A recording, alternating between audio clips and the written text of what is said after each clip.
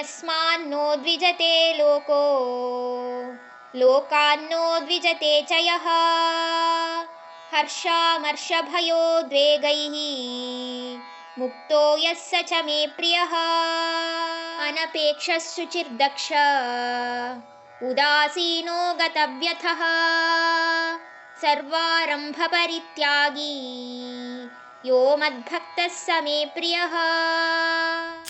ಯಾರು ಯಾವುದೇ ಜನರಿಗಾದರೂ ಹಾನಿ ಉಂಟು ಮಾಡಲ್ವೋ, ಹಾಗೆ ಯಾವುದೇ ಜನರಿಂದಾಗಲಿ ಅವರು ವಿಚಲಿತಗೊಳ್ಳಲ್ವೋ, ಮತ್ತೆ ಈ ಖುಷಿ, ಭಯ, ಕ್ರೋಧ, ಆತಂಕ ಇವೆಲ್ಲದರಿಂದ ಮುಕ್ತ ಹೊಂದಿರ್ತಾರೋ ಅಂತ ಭಕ್ತರು ನನ್ನ ಪ್ರಿಯವಾದವರು.